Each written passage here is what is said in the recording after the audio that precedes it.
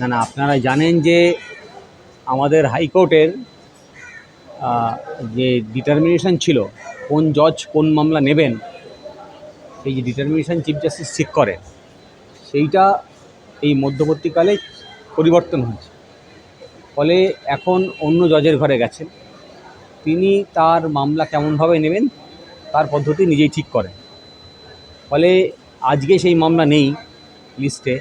আমরা আদালতকে জানিয়েছি, আদালত যেহেতু অন্য মামলা অনেক প্রেশার আছে, পরের সপ্তাহে আবার আমাদেরকে মনে করাতে বলেছেন মেনশন করে, তো সেটা আমরা করব। আর তার পরিবারে আরেকজন সদস্য যাকে বলা হয়েছে তিনি এফআইআর করেছিলেন আবু সিদ্দিকীকে ধরার পেছনে, তিনি নিজে একটা মামলা করেছেন এবং জানিয়েছেন যে তিনি কোনো এফআইআর করেননি এবং তিনিও এই ঘটনার শিকার হয়েছেন। তো সেই মামলাটি আগামী বৃহস্পতিবার শুনানির কথা আছে। ফলে আজকে কোনো মামলা শুনানি হচ্ছে না, যা হবে আগামী বৃহস্পতিবার বা পরের সপ্তাহে হবে, ওর যেমন দিন ঠিক করবে। আবু সিদ্দিকের এই মামলাটি সরে অমৃতা সেনের মাননীয় অমৃতা সেনের বেঞ্চ থেকে সরে গিয়ে কোন এখন এই পুলিশ সংক্রান্ত বিষয়ের মামলা নিচ্ছেন জাস্টিস রাজস্বী ভরদ্বাজ, সেই কোর্টেই মামলা হবে। তবে যেটা দুর্ভাগ্যজনক সেটা হচ্ছে যে আপনারা সকলেই জানেন যে জাস্টিস অমৃতা সিনহার ঘরেই মামলাটা হচ্ছিল এবং মামলাটার নির্দেশের পরে এই ডিটারমিনেশন চেঞ্জ হয়েছে।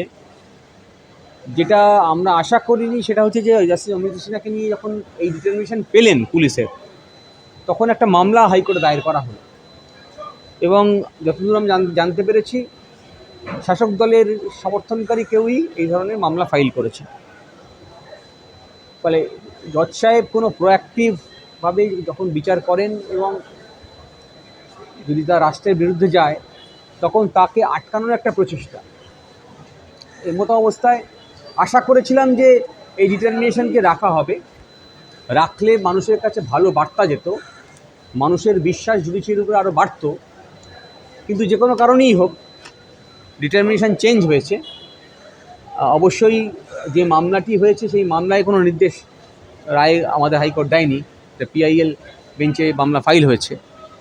সেই মামলাটাই যদি খারিজ করা যায় বা মানে আমি জানি না, মামলার বিচার করে যদি শেষ করা যায়, তাহলেও একটা ভালো বার্তা যায় মানুষের কাছে। যদিও প্রাথমিকভাবে আদালত জানিয়েছেন যে এটা এই ধরনের মামলা মেনটেনেবল না, কিন্তু মামলাটা নিষ্পত্তি হলে এবং যেহেতু একটা বার্তা দেওয়ার চেষ্টা করেছে যে বেঞ্চ, এই অমৃতা সেনের বেঞ্চকে এই মামলা শুনানি করতে দেওয়া যায় না, ফলে সেইটাকে খারিজ করে দিতে পারলেও বা তার কাছে এই ডিটারমিনেশন থাকলে আসলে মানুষের কাছে বার্তা যেত যে আদালতের উপরে আরও আস্থা বাড়তে পারে কীভাবে। সেইখানটায় আদালতেই আলটিমেটলি ডিসাইড করবে, যে চিফ জাস্টিস তিনি ডিসাইড করবেন কীভাবে ডিটারমিনেশন ঠিক হবে। কিন্তু আমাদের মনে হয়েছে যে মানুষের আস্থা কোথাও বাড়ত, সেটা কোথাও ঘাটতি হয়। এই যে দ্বিতীয়বার যে আবু সিদ্দিকের ময়নাতদন্ত হলো, তার কিছু ময়নাতদন্ত হয়েছে, তার রিপোর্টটা পরের দিন আদালতে মামলা হলেই আমরা হাতে পাব। তাছাড়া ময়নাতদন্তের পরে ওদেরই দেওয়ার কথা ছিল, কিন্তু খুব স্বাভাবিক কারণেই ওরা প্রথম থেকেই ঘটনাটাকে যেহেতু লুকানোর চেষ্টা করছে, হাইড করার চেষ্টা করছে, ফলে তারা দেয়নি। আমরা আশা করি দেবে, আর না হলে আদালতে যখন মামলা হবে তখন আমরা দাবি করেই দেবো। হারিস খানের মামলার কোনো কিনারা এখনো পর্যন্ত হয়নি, পুলিশের উপরেই উঠবে। ঠিক আবু সিদ্দিকের মামলাটা ঠিক ওরকম, কিন্তু পুলিশ প্রশাসনের উপরে যদি এরকম মানুষের অভিযোগ থাকে, তারপরে সেগুলো যদি সঠিক পথে তদন্ত না হয়, এই পুলিশ প্রশাসনের উপরে মানুষের আস্থা থাকবে? এটা পুলিশ প্রশাসনের প্রশ্ন নয়। গণতান্ত্রিক ব্যবস্থায় পুলিশ প্রশাসন কীভাবে কাজ করতে পারে, কাকে পুলিশ স্টেট বলে, এইগুলো বুঝে নেওয়ার ক্ষমতাটা এই যারা রাষ্ট্র ব্যবস্থায় আছেন তাদের নেই, বা তারা সচেতনভাবেই একটা পুলিশ স্টেট তৈরি করার চেষ্টা করছে। ফলে তার পরিণতিতেই আনিস খানের মৃত্যু, তার পরিণতিতেই আবু সিদ্দিকের মৃত্যু, এবং আজকে আমাদের হাইকোর্টে একটা রেজলিউশন হয়েছে যে একজন আইনজীবীর গায়ে হাত দিয়েছেন পুলিশ। ফলে ঘটনাক্রম ধীরে ধীরে বাড়ছে। দুর্ভাগ্যজনক, পুলিশ কারো গায়ে হাত তুলতে পারে না। আপনি দেখবেন যে কোনো গণতান্ত্রিক প্রক্রিয়ায় কোনো মিটিং করতে গেলে পুলিশ তার পারমিশন দেয় না।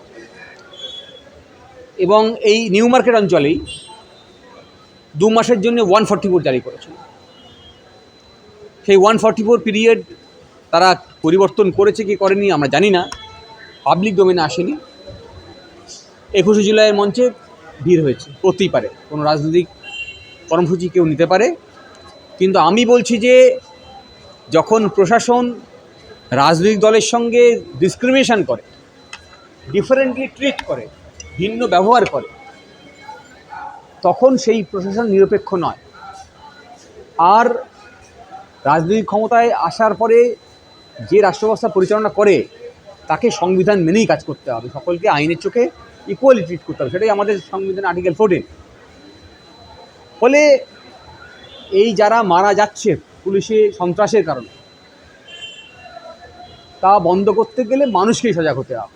আপনাদের মতো ইউটিউব চ্যানেল তারা মানুষের কাছে বার্তা পৌঁছাতে হবে যে আপনাদের দায় বুঝিয়ে দেওয়া যে আপনি ক্ষমতায় আছেন আমাদের ভোটে, ফলে আপনাকে ক্ষমতায় পাঠিয়েছি আমরা আইনি শাসন প্রতিষ্ঠা করার জন্যে, আপনার রাজতন্ত্র প্রতিষ্ঠা করার জন্য নয়, আপনার পুলিশ স্টেট প্রতিষ্ঠা করার জন্য নয়।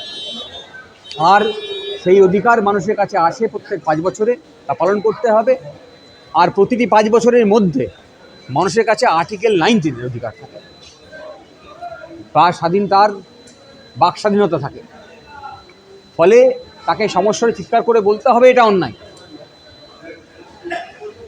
সেই জন্যে আপনাদের এই মিডিয়ার মাধ্যমে মানুষের কাছে আমার বার্তা যে যে ধরনের পুলিশি সন্ত্রাস তৈরি হচ্ছে, দিন দিন বাড়ছে, আপনাদেরকে সজাগ হতে হবে, আপনাদেরকে সর্বদা সজাগ থাকতে হবে, আর গলা উঁচিয়ে থাকতে হবে। যেখানে প্রতিবাদ অন্যায় হবে তার বিরুদ্ধে প্রতিবাদ করতে হবে, গর্জে উঠতে হবে। আদারওয়াইজ এই পুলিশ সন্ত্রাস আপনি আটকাতে